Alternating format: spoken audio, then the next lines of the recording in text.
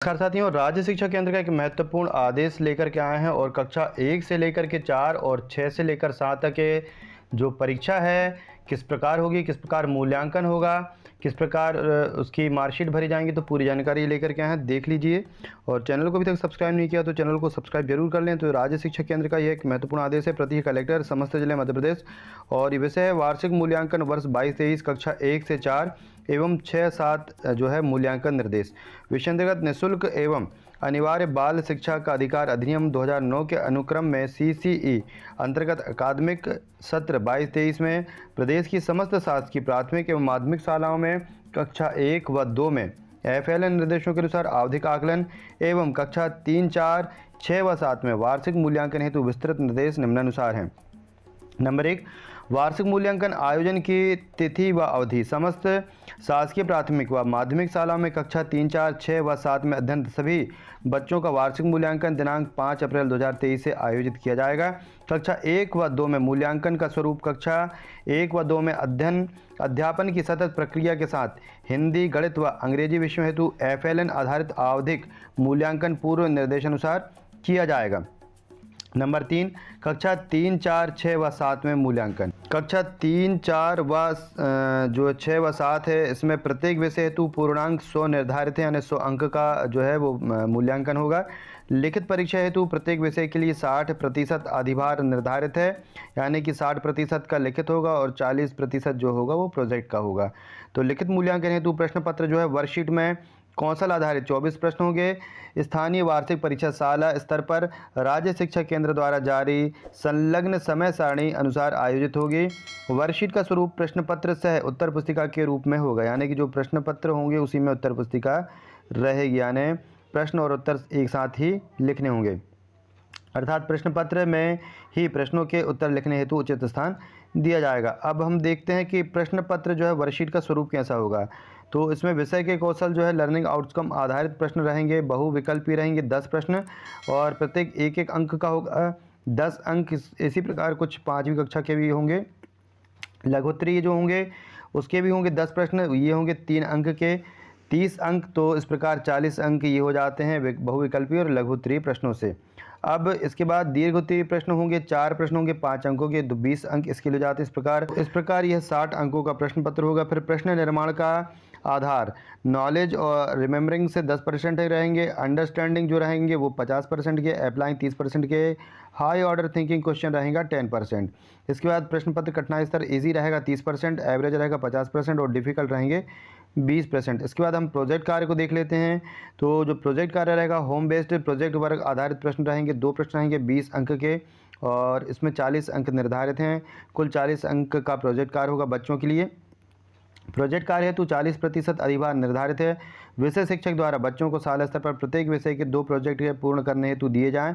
प्रत्येक विषय हेतु दिए गए 2 प्रोजेक्ट कार्य संबंधी प्रश्न बच्चे घर पर अथवा शाला में शिक्षकों के सहयोग से हल पूर्ण करेंगे एवं निर्धारित समय सीमा में शाला में जमा करेंगे। प्रोजेक्ट कार्य का मूल्यांकन शाला स्तर पर शिक्षकों द्वारा किया जाएगा। फिर दूसरा जो है प्रोजेक्ट वर्क अंतर्गत इस प्रकार के प्रश्न रखे जाएं जिसमें बच्चे जानकारी अवलोकन के आधार पर तथ्यों का विश्लेषण कर निष्कर्ष निकाल सकें और अपनी टिप्पणी लिख सकें। प्रोजेक्ट वर्क से आशय यह नहीं है कि बच्चे से कोई मॉडल बनवाया जाए। प्रोजेक्ट हेतु ऐसे प्रश्न दिए जाएं जो पूर्णतः घर में उपलब्ध रोजमर्रा की सामग्री के आधार पर या घर के सदस्यों से जानकारी एकत्र कर पूर्ण किए जा सकेंगे। नंबर जो 8 है, प्रोजेक्ट कार्य हेतु समय सीमा। शाला स्तर पर विषय शिक्षक कक्षा शिक्षक द्वारा दिनांक 15 मार्च 2023 तक बच्चों को सभी विषयों के प्रोजेक्ट कार्य हल पूर्ण करने संबंधी आवश्यक निर्देश प्रदान किए जाएं। बच्चों द्वारा पूर्ण किए गए प्रोजेक्ट कार्य शाला में दिनांक 25 मार्च 2023 तक जमा कराया जाएं। शिक्षकों द्वारा प्रोजेक्ट कार्य का मूल्यांकन 31 मार्च 2023 तक पूर्ण कर लिया जाए। परीक्षा में दिव्यांग बच्चों हेतु प्रदान की जाने वाली सुविधाएं।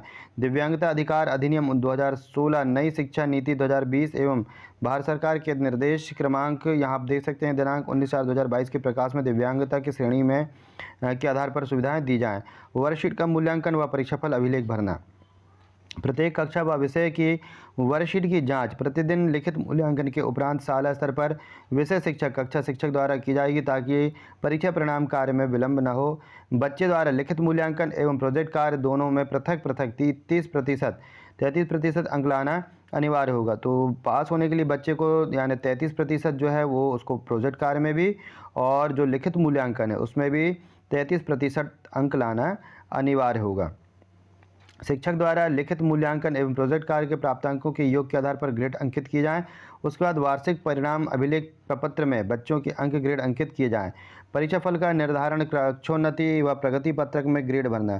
शाला स्तर पर शिक्षकों द्वारा परीक्षा फल अभिलेख, संलग्न परिशिष्ट 4A व 4B में प्रगति पत्रक में संलग्न परिशिष्ट 3A व 3B में निम्नांकित प्रविष्टियाँ की जाएँ। विद्यार्थियों के सह शैक्षिक क्षेत्रों में व व्यक्तिगत सामाजिक गुणों के आधार पर माहवार ग्रेड क्वालिटेटिव टिप अंकित की जाए, किंतु वार्षिक परिणाम तैयार करने में इनका अधिभार नहीं दिया जाएगा। अर्धवार्षिक मूल्यांकन जो हुआ था तो विषयवार पूर्णांक 50 अंक के प्राप्तांकों के आधार पर ग्रेड अंकित किया जाए।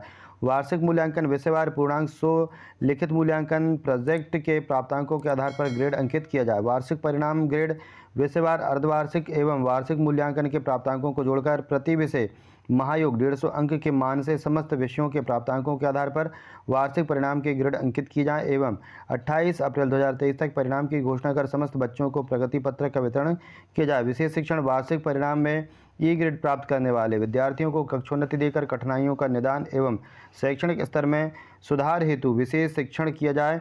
शैक्षणिक स्तर में सुधार हेतु जून माह में विशेष कक्षाएं लगाकर विषयवार दक्षताएं पूर्ण की जाएं। विशेष कक्षा हेतु एक कालखंड प्रतिदिन रखा जाए। उपरोक्त अनुसार बच्चों की तैयारी कराई जाए। जिला परियोजना समन्वयक वार्षिक मूल्यांकन संबंधी निर्देशों के बारे में समस्त शासकीय प्राथमिक व माध्यमिक शालाओं को अवगत कराना सुनिश्चित करें। ये आप देख सकते हैं धनराजू एस संचालक। तो हम देख लेते हैं जो समय सारणी है, कक्षा 3, 4 और 6, 7 जो हैं उनके परीक्षा पेपर कब कब होना है। तो हम कक्षा 3 व 4 और 6, 7 के टाइम टेबल देख लेते हैं। तो ये 15 मार्च 2023 से परीक्षा प्रारंभ हो जाएंगी। बुधवार का दिन आप देख सकते हैं कक्षा 3 और 4 के लिए विषय शिक्षक द्वारा प्रोजेक्ट कार्य पूर्ण के संबंधी आवश्यक निर्देश प्रदान करना। 15 मार्च के लिए यहाँ पर जो है प्रोजेक्ट कार्य संबंधी कार्य पूर्ण करने के निर्देश हैं। उसके बाद 5 अप्रैल को जो है यहाँ पर प्रथम भाषा विशिष्ट हिंदी का पेपर यहाँ पर होगा। हिंदी का दूसरा जो चौथी क्लास है वहाँ पर्यावरण अध्ययन का होगा। 6 तारीख में जो है वो तीसरी क्लास का पर्यावरण अध्ययन होगा और चौथी क्लास का वहीं पर प्रथम भाषा विशिष्ट हिंदी का पेपर होगा। इसके बाद 8 अप्रैल को जो है द्वितीय भाषा सामान्य अंग्रेजी का रहेगा तीसरी वालों के लिए और वहीं पर चौथी वालों के लिए रहेगा गणित का। इसके बाद जो 10 अप्रैल है इसमें गणित अथवा संगीत, तो तीसरी वालों के लिए गणित का रहेगा और वहीं पर चौथी वालों के लिए जो रहेगा वो रहेगा द्वितीय भाषा सामान्य अंग्रेजी का। इसके बाद 11 तारीख जो है इसमें अतिरिक्त भाषा सामान्य उर्दू हिंदी अन्य आधुनिक भारतीय भाषा और यहाँ चौथी वालों के लिए भी वही स्थिति है। तो ये 10 तारीख में बच्चों के पेपर जो होंगे वो समाप्त हो जाएंगे। तो पहला 5, 6 और 8 और 10 में ही 4 पेपर हो जाएंगे। इसके बाद हम कक्षा 6 और 7 के भी देख लेते हैं।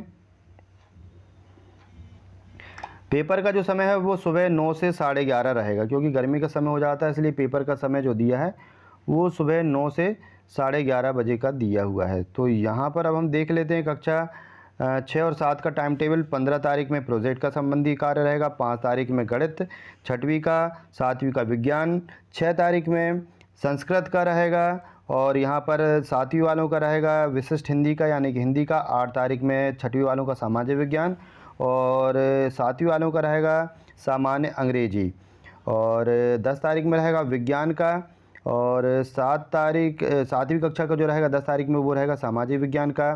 फिर यहाँ 11 तारीख जो है मंगलवार, इसमें है प्रथम भाषा विशिष्ट हिंदी यानी कि हिंदी का रहेगा और जो 7वीं वाले हैं इनका रहेगा संस्कृत का। इसके बाद 12 तारीख में है द्वितीय भाषा सामान्य अंग्रेजी।